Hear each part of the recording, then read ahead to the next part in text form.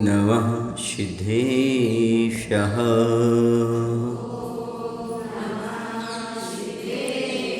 ॐ नमः सिद्धेभ्यः।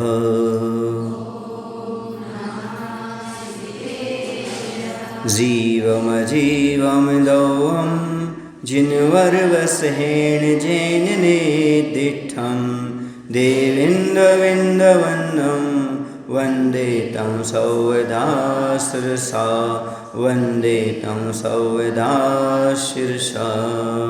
बोलिए देवादिदेव श्री महावीर भगवान की, आचार्य नेमिचंद महाराज जी की, आचार्य गुरुदेव श्री विद्यासागर जी महाराज जी की, नवाचार्य श्री समय सागर जी महाराज जी की जय।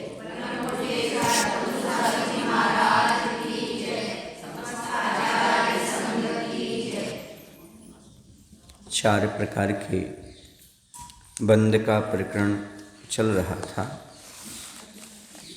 33 नंबर गाथा में उसके बाद अब संवर का प्रकरण चलेगा।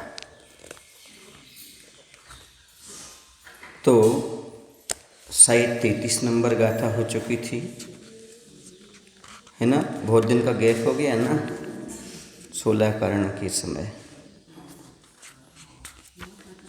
गाथा नंबर 34 पढ़ना होगा, है ना। चलिए।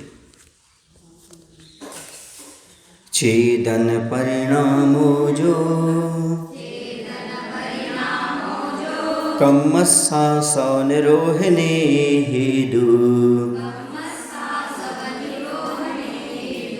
स्वभाव संवरो खलु दौवा सवरोहिणी अन्नो।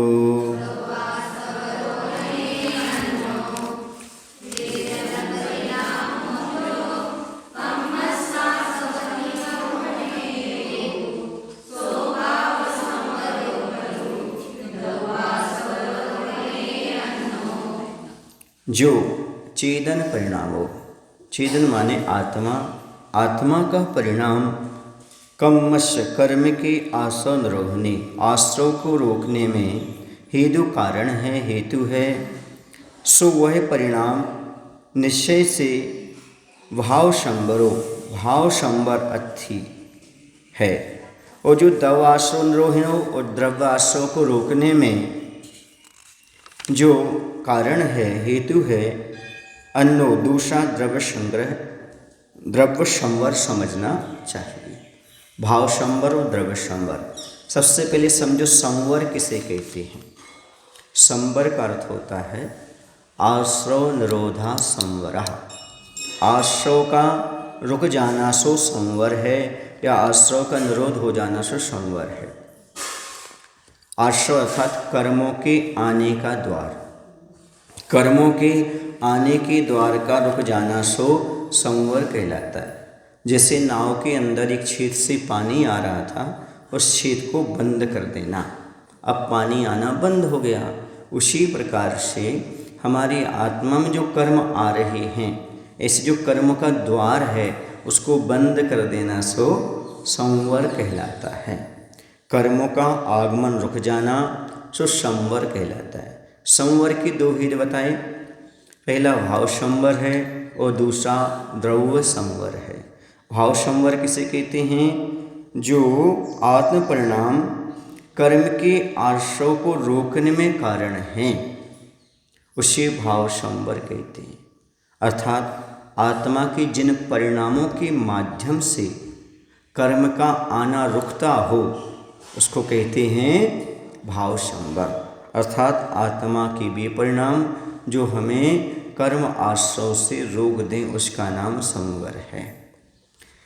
तो ये भाव संवर कहलाता है। और द्रव्य संवर का अर्थ है कर्म रूप पुद्गल द्रव्य का निरोध हो जाने को द्रव्य संवर कहते हैं।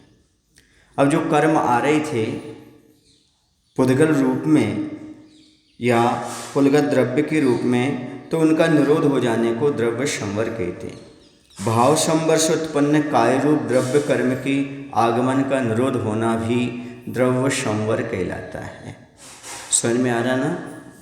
जैसे अब हमने भाव किए, उन भावों के माध्यम से कर्म का आश्रय रुका, तो कर्म का आश्रय रुक गया, लेकिन जो कर्म पुद्गल वर्गणाएँ आ रही थीं, सुन रहे ना, तो जो भाव हमने परिणाम किए, वो भाव परिणाम जो किए वो हो गया आपका भाव संवर, और जो पुद्गल कर्म वर्गणाएँ उनका आना रुक गया, उसका हो गया वो कहलाएगा द्रव्य संवर। समझ गए ना, यहाँ भाव से भाव ले लेना, द्रव्य से पुद्गल पिंड ले लेना, ऐसा। अब 148 कर्म प्रकृतियाँ होती हैं, कितनी होती हैं? और 120 प्रकृतियों का क्या होता है? बंध होता है, ठीक है ना। तो जो 120 प्रकृतियों का बंध होता है, क्योंकि उसमें हमने आपको समझा दिया था 5 शरीर, 5 सहनन आदि, इनमें से लेकर के हम 5 मात्र लेते हैं, 20 वर्ण आदि की होती हैं, वह जो होती हैं उसमें 4 ले लेते हैं, ऐसा बताया था ना। और मिथ्यात्व का बंध होता है, लिया था ना, और 2 का उदय तो रहता है, मिथ्यात्व और सम्यक मिथ्यात्व और सम्यक प्रकृति, लेकिन वो बंध योग नहीं होती। ऐसे कुल मिलाकर के 148 में 120 प्रकृतियाँ ऐसे करके क्या ली थी? बंध योग। उसमें 148 प्रकृतियों में से किन किन का संवर्ग किन किन गुण स्थान में होता है, ये समझ सकते हैं। जैसे कि मिथ्यात्व गुण स्थान में कितनी कर्म प्रकृतियों का संवर होता है, तो मिथ्यात्व गुण स्थान में कोई भी प्रकृति का संवर नहीं होता। कौन से गुण स्थान में? पहले गुण स्थान में। दूसरे गुण स्थान में सासादन नामक दूसरे गुण स्थान में 16 कर्म प्रकृतियों का संवर होता है, जो वहाँ पर बंध विच्छुत्ति हो जाती है पहले गुण स्थान में, वह दूसरे गुण स्थान में क्या होता है? उसका संवर मन रुक गया, पहले गुण स्थान से आगे जो नहीं बढ़ेंगी, दूसरे गुण स्थान में नहीं आएगा, बंध नहीं होगा उनका, उस संवर रूप में हो जाएंगी। जैसे 16 प्रकृतियों का क्या होता है? दूसरे गुण स्थान में संवर हो जाता है। मिथ्यात्व, क्योंकि मिथ्यात्व कहाँ रहेगा? पहले गुण स्थान में। नपुंसक वेद का ही बंध कहाँ होगा? पहले ही में, तो वो रुक जाता है। नरकायु, नरक गति, 1 इंद्री से लेकर 4 इंद्री तक की जाति, 4 जातियाँ, हुंडक संस्थान, असंप्राप्त सपाट का सहनन, नरक गत्यानुपूर्वी, आतप, साधारण शरीर, सूक्ष्म, अपर्याप्ति और स्थावर। इस प्रकार ये 16 प्रकृतियाँ जो होती हैं वह दूसरे गुण स्थान में संवर को प्राप्त हो जाती हैं। समझ रहे ना। अब दूसरे गुण स्थान वो नहीं बनेगी, कौन सी नहीं बनेगी? मिथ्यात्व नहीं बनेगा। नपुंसक वेद मात्र पहले गुण स्थान में। कौन से वेद गुण स्थान में? नरक गति भी है ना, नरक आयु भी और नरक गत्यानुपूर्वी भी, ये तीनों के तीनों का संवर हो जाए दूसरे गुण स्थान में। फिर 1 इंद्री, 2 इंद्री, 3 इंद्री, 4 इंद्री, ये जाति, ये इनका भी चारों का क्या हो जाएगा? संवर हो जाएगा दूसरे गुण स्थान में। पर संस्थान में एक हुंडक संस्थान और सहनन में असंप्राट का सहनन, ठीक है। फिर उसके बाद आता आतप, साधारण, सूक्ष्म, अपर्याप्ति और स्थिर। इस प्रकार से सारे के सारे मिथ्या, नपुंसक वेद, ये सब क्या होते? 16 प्रकृति। फिर से गिना 16 प्रकृतियाँ गिना है। सबसे पहले लो आप मिथ्यात्व ले लो, क्या ले लो? मिथ्यात्व। वेद में कौन सा हो जाएगा? नपुंसक वेद। आयु में नरक आयु आ जाएगी, गति में भी नरक गति होगी और गत्यानुपूर्व में भी नरक गत्यानु होगी। 1 इंद्री आदि 4 जाति हो जाएगी, 1 इंद्री, 2 इंद्री, 3 इंद्री और 6 इंद्री जाति हो जाएगी। संस्थान में एक हुंडक संस्थान, सहनन में एक असंप्राप्त का सहनन, ठीक है ना। फिर आता आतप, साधारण शरीर, सूक्ष्म, अपर्याप्ति और स्थावर। इस प्रकार के ये 16 प्रकृतियों का दूसरे गुण स्थान में संवर होता है। अब जो शासन गुण स्थान में 16 प्रकृति का संवर होता था, वो क्यों होता था? क्योंकि भैया प्रथम गुण स्थान में बनने वाली 16 प्रकृतियाँ जो थी उनका कारण मिथ्यात्व था।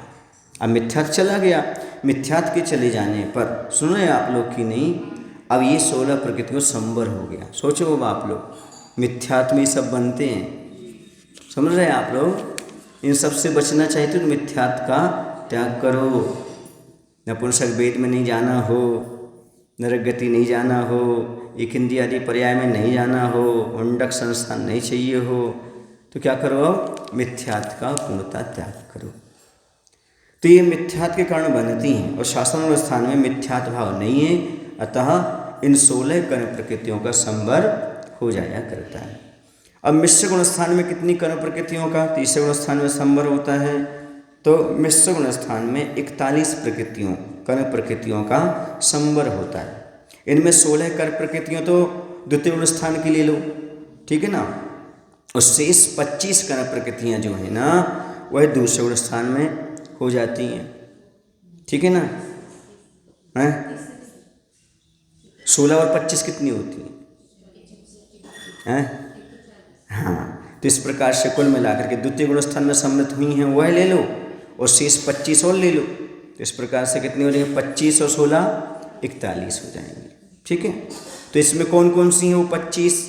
तो महानिद्राएँ आती हैं, निद्रा, निद्रा, पिछला, स्थान वृद्धि, ये 3 महानिद्राएँ कहलाती हैं। ए फिर अनंतानुबंधी क्रोध, मान, माया और लोभ, ये चौकड़ी हो गई। 3 और 4 कितनी हो गई? 7 हो गई। फिर स्त्रीवेद, स्त्रीवेद का संवर भी हो जाता है क्योंकि दूसरे गुण स्थान तक ही होता है स्त्रीवेद। इसके बाद फिर तीसरे गुण स्थान में क्या होता है? इसका संवर हो जाता है। त्रेंच आयु, त्रेंच गति, 2 ये हो गई।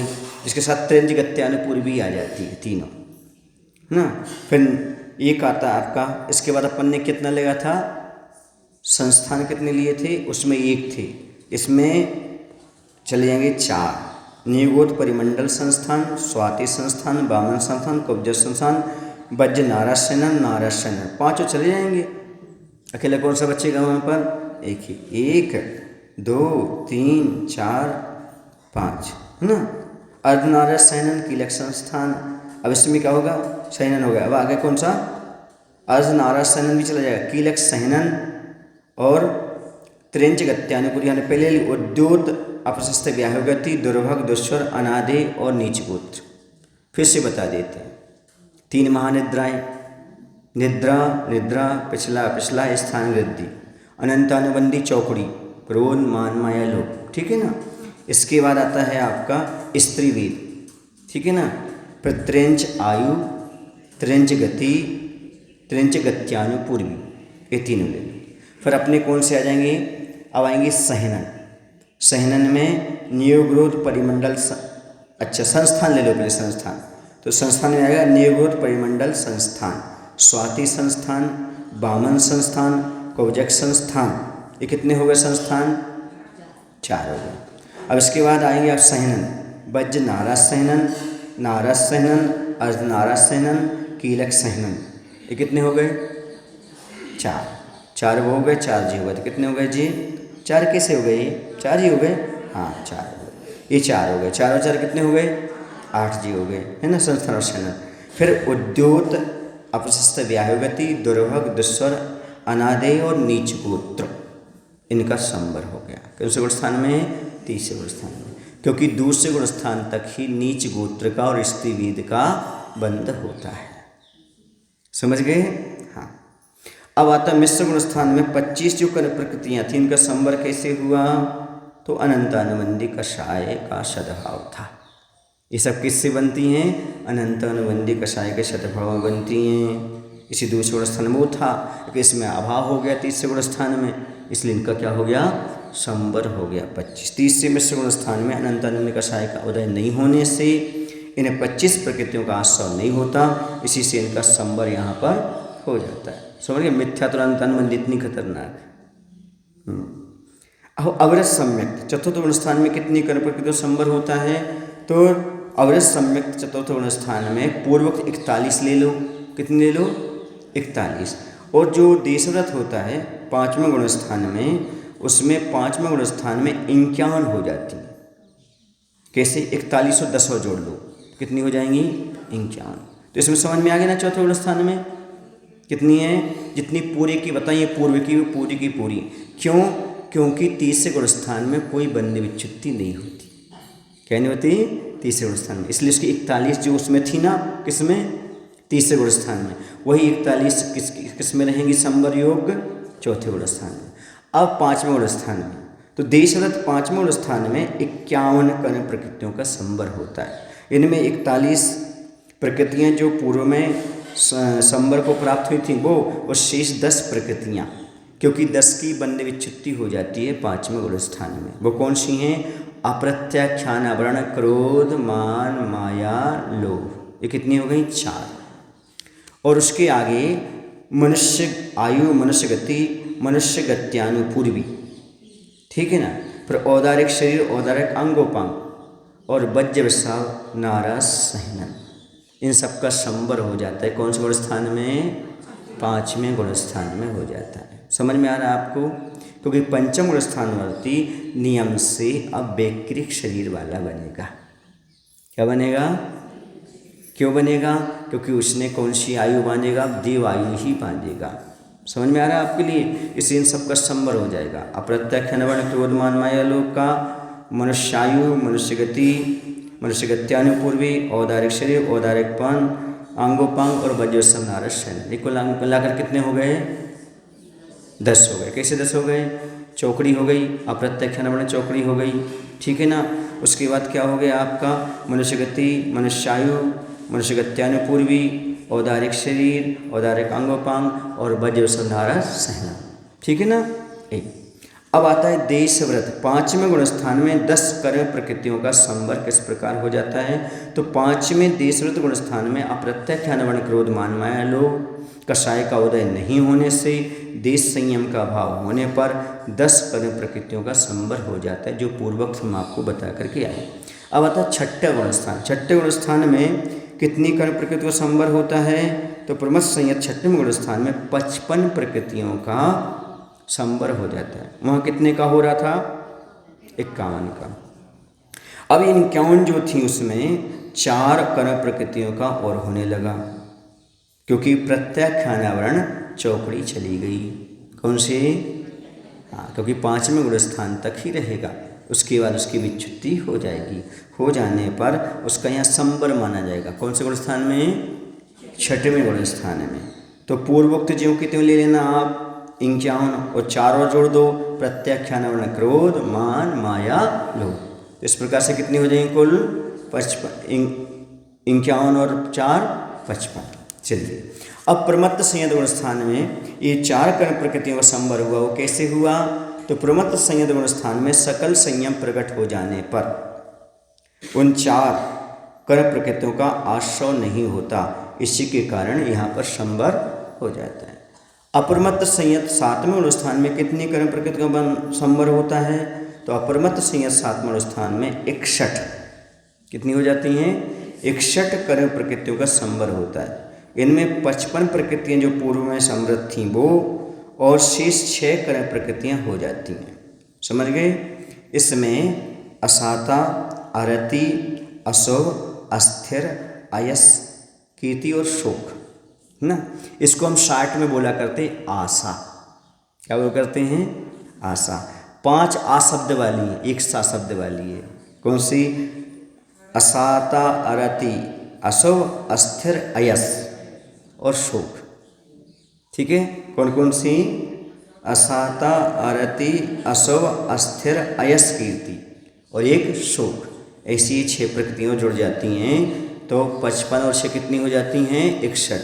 ऐसे 7वें गुण स्थान में अपरमत्त दशा में मुनि महाराज की 61 प्रकृतियों का संवर हो जाता है।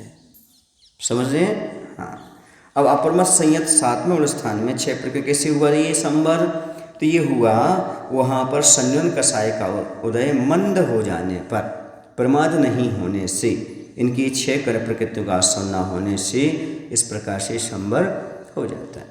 अपूर्व गुण 6ठे गुण स्थान में, अपूर्व गुण 8वें गुण स्थान में। कौन से गुण स्थान में?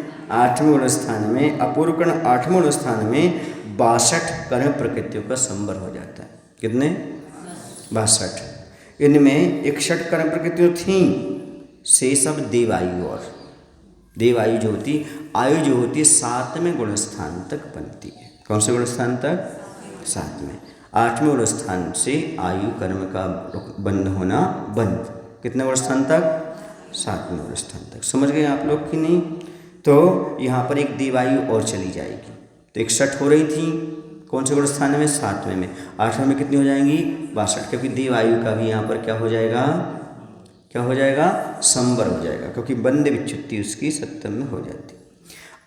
इसमें क्यों हो जाता है? क्योंकि यहाँ पर इतने निर्मल परिणाम हो जाते हैं जिससे किसी भी आयु का आश्रय नहीं होता।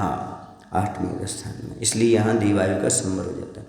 अब अतः अनवृत्तिकरण 9वें गुण स्थान में कितनी कर प्रकृति का संवर होता है? तो अनवृत्तिकरण 9वें गुण स्थान में 98, कितनी 98 कर प्रकृति का संवर होता है। इनमें से 62 तो पहले थी, है ना, इसके बाद अब शेष 36 प्रकृतियाँ और जुड़ जाती हैं।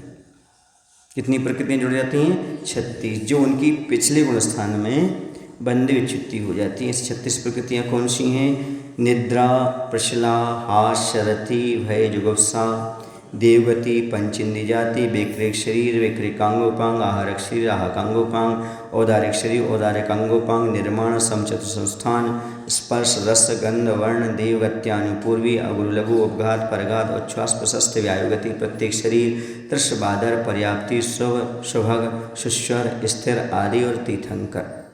इस प्रकार से 36 प्रकृतियाँ और समृद्ध हो जाती हैं। ये कैसे होती हैं? तो उपशम अथवा छपक अनवृत्तिकरण परिणामों के द्वारा होता है। उपशम श्रेणी वाला होगा या छपक श्रेणी वाला होगा, तो वहाँ पर जो अनवृत्तिकरण परिणामों की विशेषता के कारण 9वें गुण स्थान में 36 कर्ण प्रकृतियों का संवर हो जाता है। 10वें गुण स्थान में सूक्ष्म सांप्रा 10वें गुण स्थान में कितनी प्रकृतियों का संवर होता है? तो 103 प्रकृतियों का हो जाता है। 103 कर्ण प्रकृतियाँ का कैसे होता है? तो 98 तो पहले थी, उसमें और जोड़ दो 5 कर्म प्रकृतियाँ जो पिछले गुण स्थान में बंद विच्छित्ति को प्राप्त हुई हैं। ऐसी कौन सी हुई हैं? संवर क्रोध, संजुलन क्रोध, संजुलन मान, संजुलन माया और संजुलन लोभ। ये हो गई संजुलन चौकड़ी और पुरुषवेद। कौन सा? क्योंकि 9वें गुण स्थान तक ही पुरुषवेद का बंध होता है, उसके बाद बंध विच्छित्ति हो जाती है। इस प्रकार ये 5 प्रकृतियाँ, कौन सी 5 निकल गई? संजुलन चौकड़ी और एक पुरुषवेद। इस प्रकार से 5। सूक्ष्म सांप्रा 10वें गुण स्थान में 5 कर्ण प्रकृति को संवर कैसे होता है, क्यों होता है? तो वहाँ पर सूक्ष्म लोभ के अतिरिक्त सर्व कषायों का अभाव है। इन 5 कर्ण प्रकृतियों का संवर उसी के माध्यम से होता है। और शांत मोह 11वें गुण स्थान में कितनी कर्ण प्रकृति को संवर होता है? तो शांत मोह 10वें गुण स्थान में 119 थी, है ना, 103 थी, है ना। हाँ, चूँकि यहाँ पर अपन उपशांत की बात कर रहे हैं, किसकी बात कर रहे हैं? तो वहाँ पर ये इस प्रकार से 100 उपशांत मोह 10वें गुण स्थान में 119 कर्ण प्रकृति संवर होता है। इनमें 103 कर्ण प्रकृतियाँ, हाँ 103 कर्ण प्रकृतियाँ, और इनमें से क्या लिया? जो पूर्व में समृद्ध हुई वह और शेष 16 प्रकृतियाँ ऐसे कुल मिलाकर क्या हो जाएंगी? क्योंकि यहाँ पर 2 चीज़ें हो रही हैं। एक जा रहा है 10वें गुण स्थान वाला छपना करके 12वें में जा रहा है, एक जा रहा है 11वें में, समझ गए ना, 2 विवक्षाओं के अनुसार लेना। तो यहाँ पर जो 11वें जा रहा है उसमें अपन क्या लेंगे? इनमें से 103 कर्ण प्रकृतियाँ लेंगे। कितनी? 103 कर्ण प्रकृतियाँ जो पूर्व में समृद्ध हुई 10वें में। फिर उसके बाद जो 16 है, कितनी? 16 कर्ण प्रकृतियाँ इस प्रकार है और हो जाती हैं। तो कितनी हो जाएंगी? 119 हो जाएंगी। कैसे 119 हो गई? 103 और 16 कौन सी हैं? तो मति ज्ञानवर्ण, श्रुत ज्ञानवर्ण, अवधि ज्ञानवर्ण, मना पर्यायगण, केवल ज्ञानवर्ण। ये 4 कौन सी हो गई? ज्ञानवर्ण की। और 4 हो जाएंगी दर्शनवर्ण की, चक्षु, अचक्षु, अवधि और केवल दर्शनवर्ण। 4 और 4 कितनी हो गई? 8 हो गई। फिर आ जाएगी यश कीर्ति नाम कर्म आ जाएगा, गोत्र आ जाएगा, उच्च गोत्र, दानंतराय की 5 आ जाएंगी।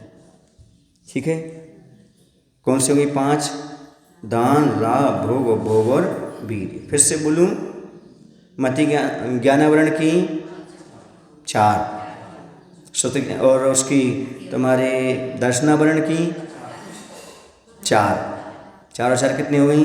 8 हो गई। ठीक है ना। 5 अंतराय की कितनी हो गई? 13 हो गई। यश कीर्ति जोड़ दो 14 हो गई। उच्च गोत्र जोड़ दो, ये खा गए आप लोग, ये गड़बड़ कर गए ना। मध्य ज्ञानावरण, शुद्ध ज्ञानावरण, अवधि ज्ञानावरण, मना पर्याय केवल, ये 5 ले लो, है ना, 5 हो गई।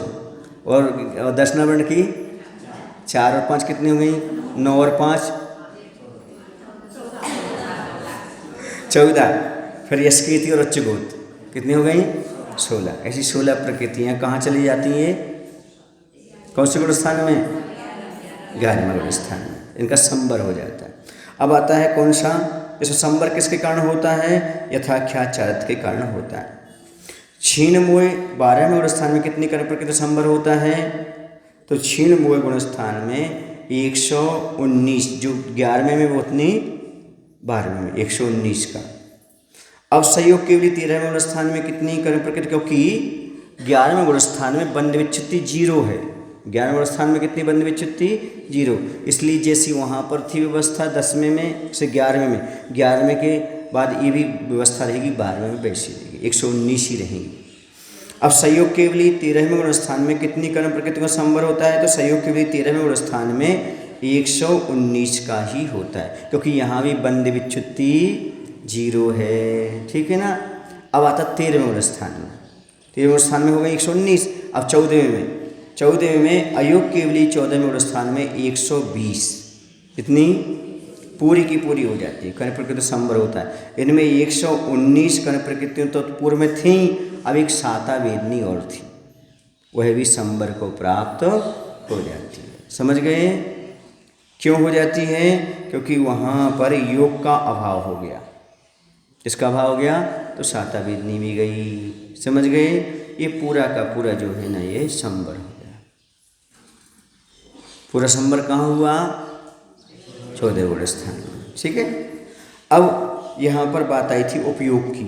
उपयोग किसे कहते हैं? तो जीव का जो भाव वस्तु को ग्रहण करने के लिए होता है उसको उपयोग कहते हैं, या आत्मा के चेतन अनुविधायी परिणाम को उपयोग कहते हैं, या कह सकते चेतना की विशेष परिणति का नाम उपयोग कहलाता है। उपयोग कितने प्रकार के होते हैं? यहाँ पर मुख्य रूप से उपयोग 3 प्रकार के हैं। ठीक है ना। कितने प्रकार के हैं? 3 प्रकार के हैं। असोपयोग, सोपयोग और शुद्ध उपयोग। कौन से? 3। शुभ, असो, शुभ और शुद्ध, 3 प्रकार के होते हैं। वो उपयोग नहीं लगा रहे अभी अपन, 8 उपयोग नहीं लगा रहे हैं, 12 उपयोग नहीं लगा रहे हैं अभी यहाँ पर ये वाले। ठीक है ना। तो यहाँ पर उपयोग की बात है, असोपयोग, सोपयोग और शुद्ध उपयोग। तो असोपयोग किसे कहते हैं? जिसका उपयोग विषय कषाय में, समझ गए ना, और कुश्रुत में, कुविचार में, कुसंगति में लगा हुआ है, उग्र तथा उन्मार्ग में लगा हुआ है, वह असोपयोग है। अर्थात जो कषाय में लगा है, पाप में लगा है, हिंसा में लगा है, ये सब क्या कहलाएगा? असोपयोग कहलाएगा। सोपयोग इससे विपरीत हो जाएगा। जो परोपकार में लगा, दया में लगा हुआ है, जिन्हें भगवान की भक्ति में लगा है, सिद्ध और अनगारों की श्रद्धा में लगा है, जीवों के प्रति अनुकंपा से युक्त है, वह सोपयोग कहलाएगा। जैसे भी आप स्वाध्याय कर रहे, ये सोपयोग कहलाएगा। पूजन कर रहे, सोपयोग कहलाएगा। समझ गए? दया के परिणाम ये सब सोपयोग कहलाते हैं। और अब आता शुद्ध उपयोग। शुभ अशुभ से उपरत शुद्ध भावों से युक्त उपयोग की जो शुद्ध उपयोग दशा कही जाती है। वहाँ पर ना तो शुभ रहता ना अशुभ रहता, ना पुण्य रहता ना पाप रहता, उससे ऊपर जो निर्विकल्प दशा रहती है वो शुद्ध उपयोग कहलाती है। और वो भी आपको प्राप्त नहीं हो सकती, मुनि बने बिना शुद्ध उपयोग की प्राप्ति नहीं हो सकती। या तो अशुभ रहेगा या शुभ रहेगा। समझ गए? तो शुद्ध उपयोगी कौन होते हैं? तो शुद्ध उपयोगी वीतरागी महाराज होते हैं, जिनको सुख दुख समान हो जाता है। ऐसे समरणों को शुद्ध उपयोगी कहा गया है, जो संयम से युक्त हों। समझ गए? ऐसा। अब यहाँ पर समझें, असोपयोग किस किस गुण स्थान में होता है, सोपयोग कौन गुण स्थान में होता है, और शुद्ध उपयोग कौन कौन से गुण स्थान में होता है। तो सबसे पहले हम चलते हैं, असोपयोग किस किस गुण स्थान में होता है। तो मिथ्यादृष्टि, सासादन और मिश्र, इन 3 गुण स्थानों में ऊपर ऊपर कषायों की मंदता से तारतम्य से घटता हुआ असोपयोग होता है। मिथ्यात्व में ज़्यादा, सासादन में थोड़ा कम, और मिश्र में और थोड़ा कम, घटते घटता रहता है, क्योंकि कषायों के ऊपर मंदता होती चली जाती है, लेकिन तीसरे गुण स्थान तक चलता रहता है तारतम्य रूप से असोपयोग। अर्थात जो असोपयोग पहले गुण स्थान में होता है उससे कम दूसरे में, और दूसरे से कम तीसरे गुण स्थान में होता है, लेकिन रहेगा कौन सा? अशुभ उपयोग ही रहेगा। चौथे गुण स्थान से सो उपयोग शुरू होता है। कौन से गुण स्थान से? चौथे गुण स्थान से। अवरत सम्यक दृष्टि, देश व्रत, संयमा संयम कह लो, और प्रमत्त संयत नामक जो चौथा, पांचवा और छठवां 3 गुण स्थान है, इनमें परंपरा से शुद्ध उपयोग का साधक ऊपर ऊपर तारतम्य से सोपयोग बरतता चला जाता है। समझ गए ना? जैसे कहाँ पर? चौथे गुण स्थान में, फिर 5वें और 6ठे में। एक कौन सा है? ये सोपयोग होता है। ठीक है। अब मुनि महाराज जो होते हैं 6ठे गुण स्थान में, वो शुद्ध उपयोग के साधक होते हैं, है ना? वहाँ पर सोपयोग और उत्कृष्ट हो जाएगा। शुद्ध उपयोग किस किस गुण स्थान में रहता है? तो 7वें गुण स्थान से प्रारंभ होता है। अब कहीं कहीं पर 7वें गुण स्थान में 2 भागों में से स्वस्थान में नहीं मांगना, सातिशय में माना है, तो 7वां गुण स्थान तो कहलाएगा। इस 7वें गुण स्थान से अपरमत संयत से अपूर्वकरण, अनवित्तीकरण, शोक सांप्राय गुण स्थानों में, है ना, और शांत मोह और क्षीण मोह, इन 6 गुण स्थानों में जघन्य, मध्यम, उत्कृष्ट के भेद से विवक्षित एक देश शुद्ध नए रूप शुद्ध उपयोग माना गया है। कौन से गुण स्थान तक? 7वें से लेकर के 12वें तक। 13वें में तो शुद्ध उपयोग का फल हो जाएगा, केवल ज्ञान। 13वें गुण स्थान में क्या रहेगा? उसका फल, क्योंकि उपयोग ये 12वें तक ही रहेगा। कहाँ तक रहेगा? 12वें तक। अब चलिए फिर से दोहरा लेते हैं। असोपयोग पहले से लेकर के तारतम्य रूप में 30वें गुण स्थान तक, सोपयोग 4थे से लेकर के 6ठे गुण स्थान तक, शुद्ध उपयोग 7वें से लेकर के 12वें गुण स्थान तक। 13वें में शुद्ध उपयोग का फल, उसका नाम क्या है? केवल ज्ञान। समझ में आया ना?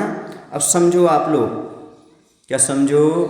जब तक सम्यक दर्शन प्राप्त नहीं होता तब तक आपके पास सोपयोग नहीं है।